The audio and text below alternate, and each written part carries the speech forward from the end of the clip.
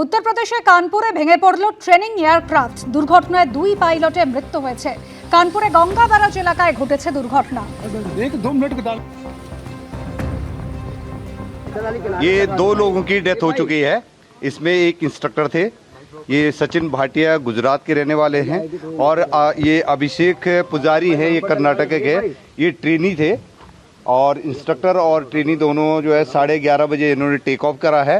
यहाँ पर Garg aviation training centre है, वहाँ से 11:30 बजे इनका टेक ऑफ होने के बाद करीब 11:50 के आसपास की ये इंसिडेंट है। और ये वापस जा रहे थे, और इसकी जो ये ड्वेल इंजन है, ये जो प्लेन दिख रहा है, ये 4 सीटर था। और जो इंस्ट्रक्टर है, इसके बारे में जानकारी पता करी है कि ये करीब 3000 आवर्स का इनके पास एक एक्सपीरियंस था। अभी डीजीसीए को इन्फॉर्म कर दिया गया है, उनकी टीम जो है इसकी गहराई से जांच पड़ताल करेगी। मुख्य तौर से यहाँ पर पुलिस ने इसको पूरा एरिया को अपने उसको प्रोटेक्ट कर दिया है, और आगे की जो बॉडीज को इनको यहाँ से ले जाया गया है। ये जो टेक्नम प्लेन है, इसके बारे में जो जानकारी मिली है कि 2023 से इनके यहाँ पर ये ट्रेनिंग के लिए लाया गया था, और आगे की जो जितनी भी टेक्निकल जो है इंक्वायरी है वो डीजीसीए द्वारा की जाएगी।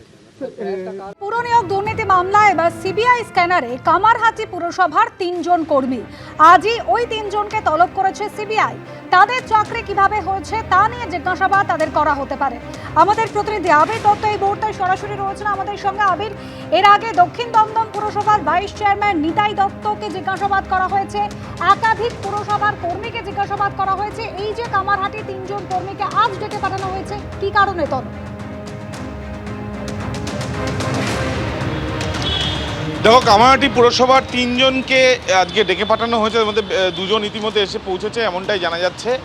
এই যে 3 জন, তারা চাকরি পেয়েছিল এবং তাদের চাকরি সুপারিশের মাধ্যমে হয়েছিল কিনা সেই বিষয় নিয়ে জানতে চায় সিবিআই। তার কারণ ইতিমধ্যে পুরসভা ধরে ধরে তালিকা রয়েছে সিবিআইয়ের কাছে, যে তালিকাতে তাদের নির্দিষ্ট করে তারা মনে করছেন যে এই কটি চাকরি সেগুলো সুপারিশের মাধ্যমে হয়েছিল, এবং সেই সুপারিশটা টাকার বিনিময়ে বলে তাদের সন্দেহ। তো এই ক্ষেত্রে কামারহাটি পুরসভার এরকম 3 জনকে ডাকা হয়েছে যারা কামারহাটি পুরসভায় চাকরি পেয়েছিল, এবং তাদের এই চাকরি পাওয়ার পেছনে কারণ কি, তারা কি পরীক্ষা দিয়েছে, বা তাদের চাকরিকে কোনোভাবে সুপারিশে হয়েছে, বা তারা চাকরি পাওয়ার জন্য কোনো জায়গায় টাকা দিয়েছিলেন কিনা, আর যদি দিয়ে থাকেন সেক্ষেত্রে টাকা কাকে দিয়েছিলেন, এই বিষয়গুলো জানার চেষ্টা চালানো হচ্ছে সিবিআইয়ের তরফ থেকে। প্রসঙ্গত গতকালই আমরা দেখেছি দক্ষিণ দমদমে পুরসভার গত পরশুদিন দক্ষিণ দমদম পুরসভার ভাইস চেয়ারম্যান, তাকে জিজ্ঞাসাবাদ করা হয়েছিল।